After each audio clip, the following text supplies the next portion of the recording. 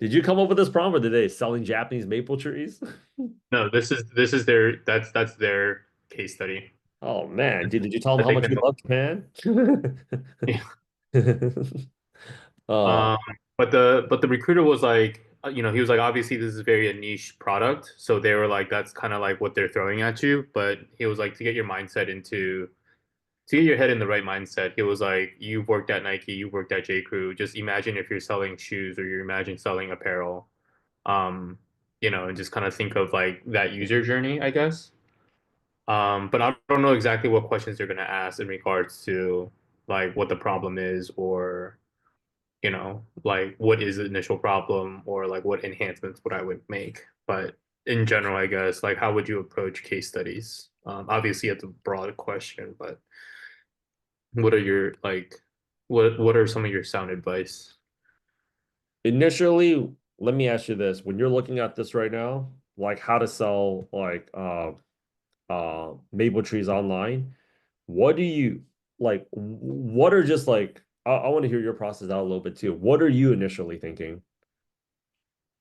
My initial thought process is like, how big is the tree? Like, so like shipping would be like the first like, thought that would come to mind. Like, how would I go about um understanding the problem with shipping something, it could be a seedling, right? It could be, you know, um, like I don't know, like, so like the dimensions of the tree, like how would I handle um yeah, like because as far as purchasing like getting on the website, you know, going through the inventory, the user journey for the shopping experience, I think is kind of similar across the board, right? But when it comes to your checkout experience, shipment and all that, that would probably be something that would come to mind. Like, how am I going to get a team to ship out that tree? Um, but that's kind of like where, I guess my first thought process would be. Got it. Okay. Anybody else here want to go ahead and chime in? I know we got some rock stars. Let's make this thing interactive. Yes, Uh, please. you anybody here want to throw their hat in? All my rock star product managers. I'm sorry. Anthony. Repeat the question. What was the question? Okay. How would you sell maple trees online? In Japan, right? How would you sell Japanese maple? Yeah, no, not in Japan. How Oh, would you oh, sell not in Japanese Japan, maple in trees Japanese. online? Yeah. So I think the first thing would be to just slowly go over the question, right?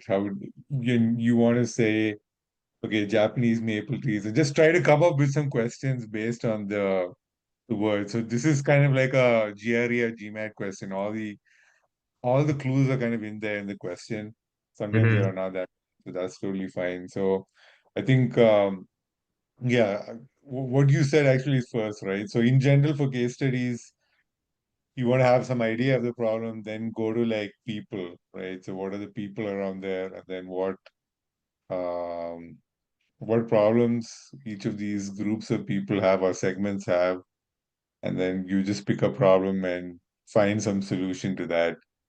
And your answer doesn't need to be like it doesn't need to make sense in numbers. You just have to convince that person that this is the right thing. And this is why you thought this is right. That's what you need to do. Um it's not that easy, but it's something which once you get the flow of it, it's a little bit better. No, no, What? no. No, no, I'm sorry. I think Mo had their hand up. You wanna? Yes, he did. Yes, he did. Yeah, first thing I would ask is what is the current journey? Like, what Mm, is your current pipeline of selling trees? What does it look like? Walk me through the process. mm, Okay, you want to understand the status quo. You want to understand the journey of the value chain, and also at what point does the user is involved in there. Mm. Okay, and then so this is the status quo of understanding it, and then I would ask, what does success mean to you? What is it we're trying to achieve here? Or do we want to grow sales? Is sales healthy, or is it a process problem? that we're trying to solve. That is those spoken like a true consultant. Okay. I like. Oh, I'm sorry. Can I chime in as well? I hell like. yeah, man. I was getting ready to ask that. I like what Mo said. I think I'll go a little bit further and kind of like just ask more clarifying questions. As far as like the demographic, as far as like, you know, where the location is. And then once you start asking those, because the thing is like they kind of want you to ask more clarifying questions. That's why to make it super vague. So once you narrow it down and make it, you know, super direct as far as like understanding demographic, understanding the social graphic or understanding like where your audiences are as far as like the who is purchasing the trees, then you can sort of like get a better understanding like, okay, how can we make this an efficient process, you know. So really just more so asking a lot of questions. What you don't want to do is you don't want to dive into trying to problem solve right away. The more you know about it, the better you can sort of like formulate your solution and formulate your answers, and then just talk through it. Once you're able to talk through it, and kind of like how Rich said, make it very conversational, then they will kind of see how engaged you are, and then they can also engage as well, and then that's how you can actually solve the problem. There you go. There you go. All right. So, um, everybody had some really, really, really, really awesome points. And the thing is, if they're asking you a question like this, especially coming from your Nike background, they're looking for like, if you're selling Japanese maple trees, why companies even throw out, let's walk you through. Like right now, you're gonna see more case studies like this that has to do with revenue. Like, why are we selling Japanese maple trees? Well, first and foremost is because we're trying to make money selling Japanese maple trees. So this could have been just selling Brazilian wax to Italian leather. It doesn't matter. They throw out these little things to go out there and throw people off. Where people start getting like a little bit twisted is they start looking like, why Japanese maple? Like, no, it could have been anything. It could have been cowboy hats to cowboy boots, right? So the first thing that you want to go ahead and understand is, yes, you know, Chibona, am I even saying your name right? Yep, Chibona, Chibun. Mhm.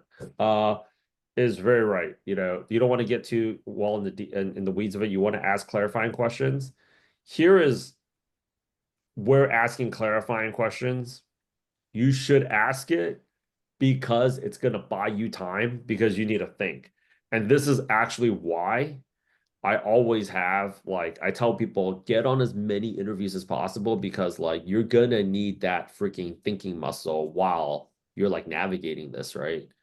Uh you're totally gonna go ahead and need that. Give me a second here. You're totally gonna go ahead and need that. If you don't know the answer, just keep asking like I would say 3 to 4 clarifying questions, but just know this. They're probably going to say whatever it is that you want, whatever it is that you want, whatever it is that you want. And, you know, we had this same question here where it was just like, we had this same question here where it was just like,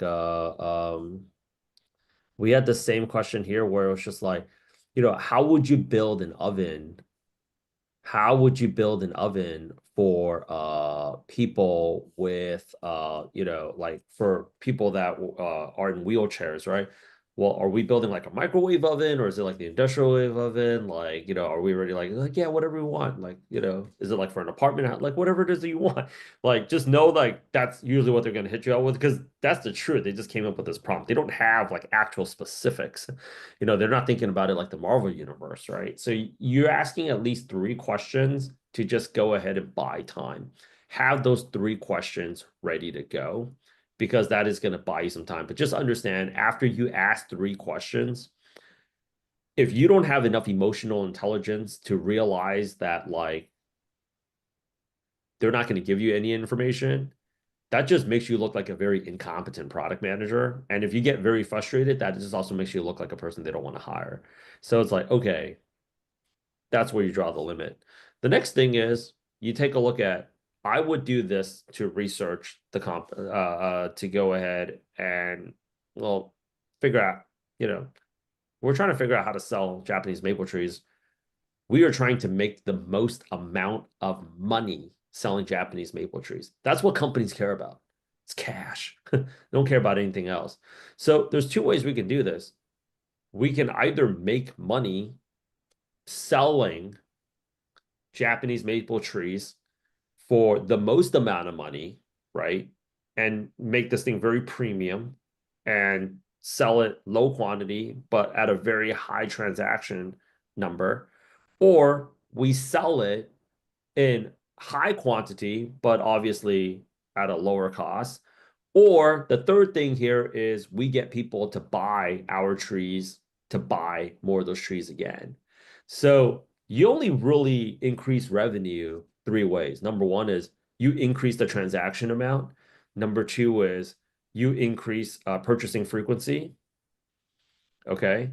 Or you go out there and increase the quantity of the purchase. It's only three ways.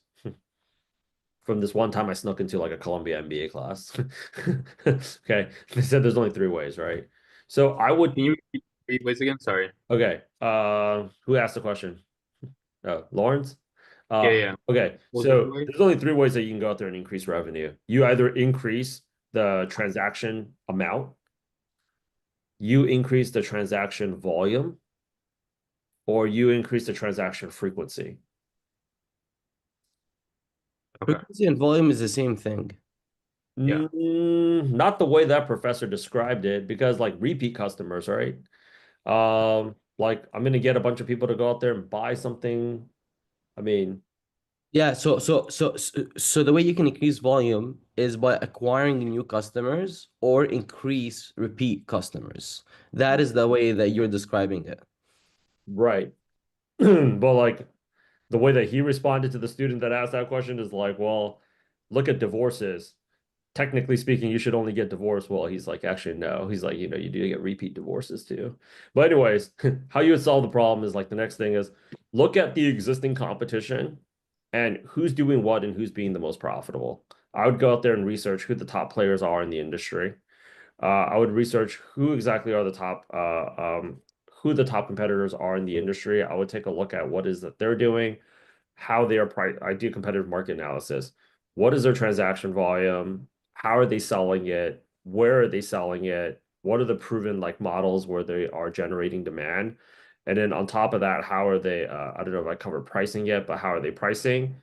And I would take a look at how we can fit that into our own business model. If this is also something else that Mo also mentioned, I thought was very interesting is if this is also a question in terms of like, I would also take a look at this problem as what is it that we're trying to solve for? Is it actually also getting the product to the customer? My family's actually in the import export business, and one of the things that we actually have gotten into recently is actually this is a very interesting question because we started move shipping like these like wooden goods. Like I think Lawrence, you saw it on my IG like last year. It's like furniture made out of complete wood and like monuments and stuff from Bali. And the weirdest people would go out there and buy this crap. But my dad's having a trip. This has actually turned into another one of his seven-figure hobbies. Yeah.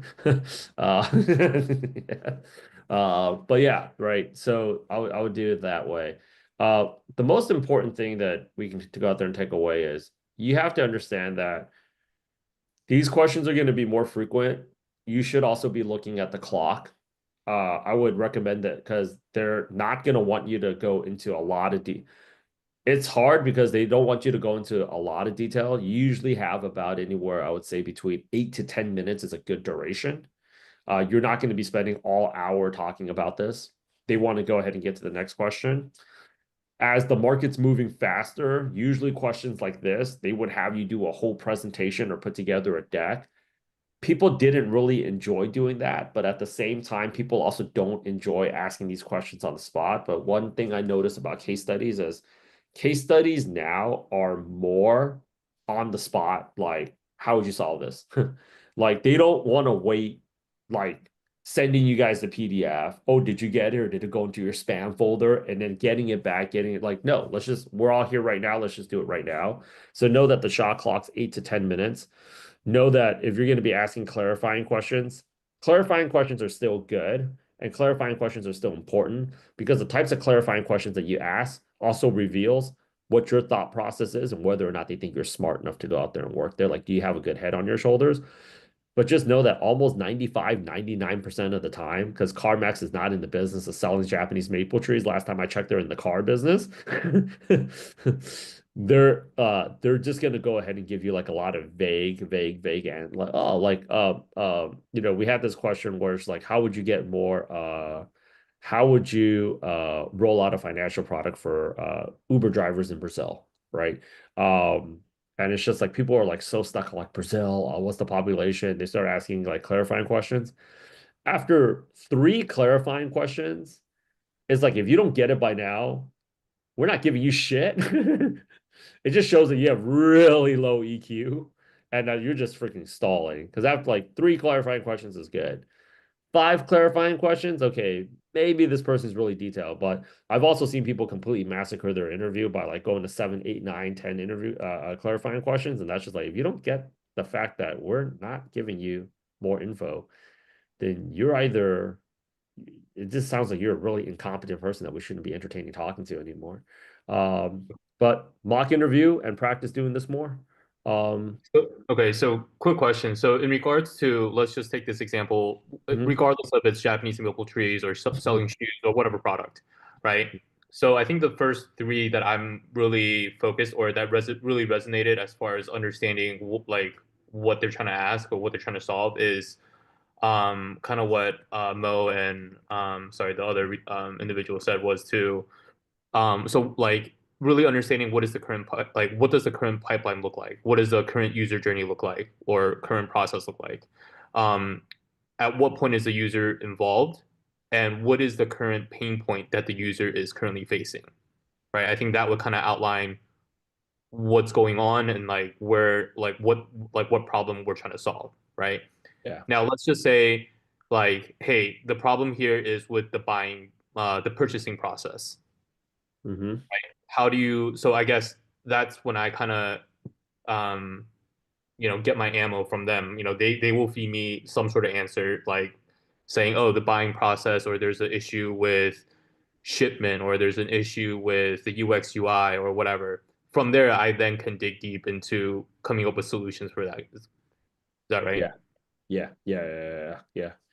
So it's like, and this sounds very familiar because it's very similar to consulting cases. Okay, they start with a broad prompt, and they want you to ask really good questions. And in the context of product management, the first thing you need to do is demonstrate that you are business driven. Because Mm-hmm. everything you wanna make sure you're solving the right problem. Okay. So you define what is the business problem that we're trying to solve. And Okay. the first clarifying question I would ask is, what is success look like? Okay, Okay. what is our financial objective? Do we want to grow sales or do we want to reduce attrition? Okay, like do you have declining sales or do we want to grow our sales? Great. We've clarified that this is the business problem. Okay, Mhm. great. So now, what are some of the challenges we're facing? Okay. Okay, they walk you through some of the challenges. Oh, we have this, we have that. We're like, Uh-huh. okay, what is have we identified any bottlenecks in the process? Or can you very briefly walk me through what the process looks like? It's kind of you're working through it with them.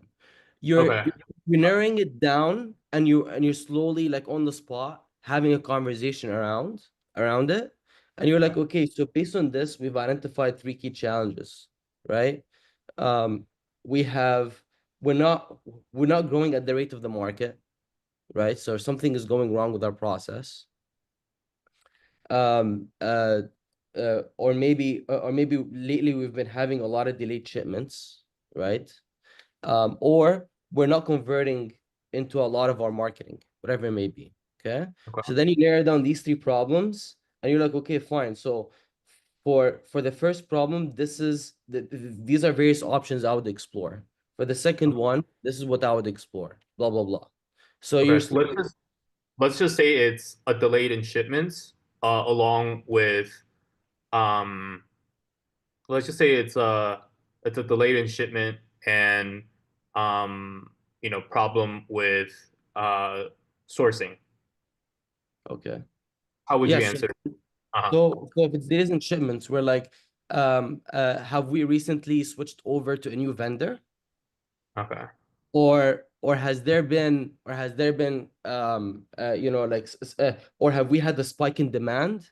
Like, what are the core problems that we're facing here? And then now you're really narrowing down that, okay, fine, it looks like we switched to a new vendor, it's not working out. Or maybe the vendor we've had, we've really outgrew them at the pace of orders that we get. So maybe now we need to start diversifying our mix of vendors that we do. Or have we had bulk orders, or is it just a lot of individual smaller orders that we're having? So maybe now we need to rethink our supply chain and how we hold inventory, or not, right? So there's a lot of angles you can take it, but the fact that you're really thinking and narrowing down the problem and you're dynamic in the way that you are asking those questions is what's gonna help them click. Right. Because Toronto.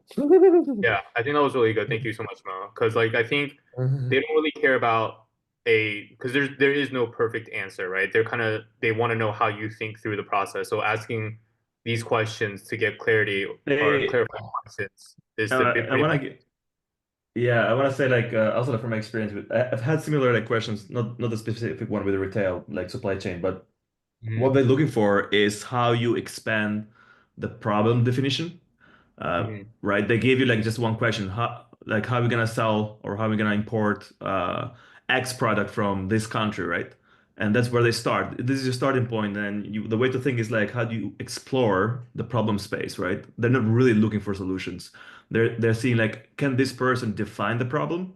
Does he know how to navigate ambiguous problem statements, like where whatever is coming is either it's coming from X department, sales department, and everything that Mo said, like it's accurate. But another thing I will go further is I'm sure you did this, but explore what the job you're applying for and how does it tie with that example? Because most likely when they ask these questions, they're trying to get they're trying to present a problem that they're facing themselves without, giving the details because of NDAs and whatever it is going on, right? So usually like you have to tie to the position they're hiring for and which departments or adjacent like, organizations are around it. And that's gonna give you like, oh, because there's a lot of questions you can ask in a limited time, right? So like saying like you have to expand your problem space, it's easier said than done because you could go in any other direction, but they would look for somebody who is trying to really like grasp their problem space, whatever that role is, aiming for, that you're like interviewing for. So to give an example, I had an interview with it actually was a data product manager. I believe it was Comcast. I forgot which company. And then they gave me similar question that they want to expand electric bikes in New York City or something like that, right? And then and that's the same question. How would we start, like expanding electric bikes offering in New York City? And they gave like one location, and then that's all they gave me. And then I took it over. I expanded the whole thing, and they liked it. And then they moved me to the next round. But I could see in their eyes. You actually can notice. It's what Rich says. If you have like an EQ, like emotional intelligence, it's a buzzword, but you can tell in their eyes when you're doing the interview that they had this kind of reaction. They have poker face usually, but you can tell in their eyes. I knew it. I was nailing it, but by the how the the hiring manager like was looking when I was talking, and yeah, you can get clues. I'm saying without needing to receive words if you pay attention to their face expressions. Yep. The Amazon one is like the Amazon one recently. It's crazy because like they've been laying off people, but they also been hiring people too. Is like how would you go ahead and scale the Amazon pets division for e-commerce? And like, you would do like a comparison with like Petco and like all that. But at the end of the day, like what companies really wanted to hear you say was like dollars, right? Like when in like recruiting, like at a staffing agency, when like they care about, we make money off of placement. So like how many people we're getting like a job, we get a commission off of that. And when they're like going through like promotion interviews, you know, like the more senior people, they're like, you know, it's like, what should I say? It's like, oh yeah, you know, I want to make sure like every candidate here has like a positive experience. We're like, no, you want to talk about? I'm all about the dollars here, yo, getting placements. You know, if we're throwing Lawrence into the wrong job for the next 23 months, to pull that trigger, right? Because we're billing off of that guy. They're like that's what they like everything is gonna be more revenue driven. So we'll have this little video. I gotta actually go out there and run to my next offer call, but I really loved it. Some key thoughts next round. Everybody come in here with your application, your interview numbers ready to go. I really want to get that part done within the first 5 minutes. Really shouldn't take that long. And then the second thing is like if you guys have case studies, like get it over to me, like, you know, sooner the better. And honestly, everybody here, I'm gonna make it like mandatory. Let's go ahead and take a look at the people. Mo, you're the reigning champ right there, dude. That was fantastic. You guys should be doing like a case study mock interview, because what I am seeing for the past 8 months is the trend of like less presentations, more on the spot case study interviewing. Just because like they don't like I told you, they don't do anything with those presentations, and it's a waste of time going back and forth. They just want to just see like, okay, like how would you do it? Like those, you know, and people don't even enjoy putting together the whole deck anyways, right? So they actually want to just see you do it like more on the spot. I've seen some people on YouTube say like you can chat GPT it, but get used to like answering it. Everybody here should be reaching out to Mo. Mo, that was great. Most product manager case studies do come from consulting case studies. In fact, that's actually where they came up with the idea of issuing out case studies for product managers during the interviews. And Yeah, I and think then I mean, like at the end of the day, product management is an intersection of business, technology, and people. So you always need to think of it from those three levers, right? Ultimately, we want to gear all of our efforts towards a business outcome.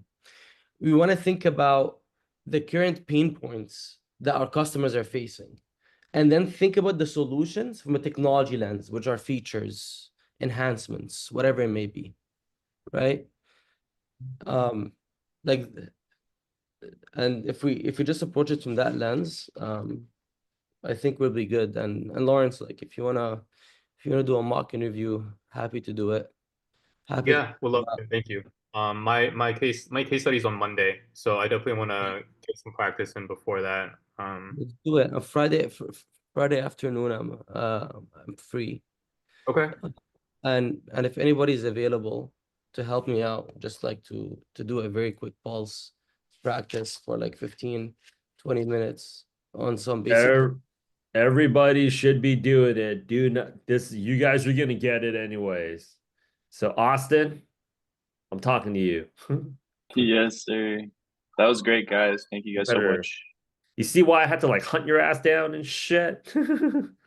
I appreciate it more than you know. I'm gonna collect from you. Don't worry about that. But yeah, everybody get like I think also like even some of the people that do know it, like the veterans here, like Alice, or I know Michael's got like plenty of years of it on the experience, or like Alonzo, like do more mock interviews. It'll help you close your next job, because like sometimes you even know the information, but it doesn't come out of your mouth as smooth. Like you are putting up a show here. Product management interviewing, there's a certain degree of entertainment that's involved to it. Today was to go ahead and wrap it up. Fantastic call. Julia, you still with us? You still want to be a product manager? Yeah, I was gonna say Mo's answer to that was better than anything I could have said, and I have experience in both supply chain and data. Go. All right, people. I got to go ahead and run. More offers to come. We'll go ahead and talk to you guys very, very soon. This was a really good call today, guys. Thank you. Thank everyone. Thank you, thank you, thank you, thank you, thank you. We have a call tomorrow, right, Rich? Yeah, that's the resume call, buddy. Okay. All right. Thursdays are for Thank you. resume. Okay. Thank you, everybody. Thank you. Thank you, thank you, thank you. Watch the YouTube I'm sending out and apply. Okay. All right. Bye.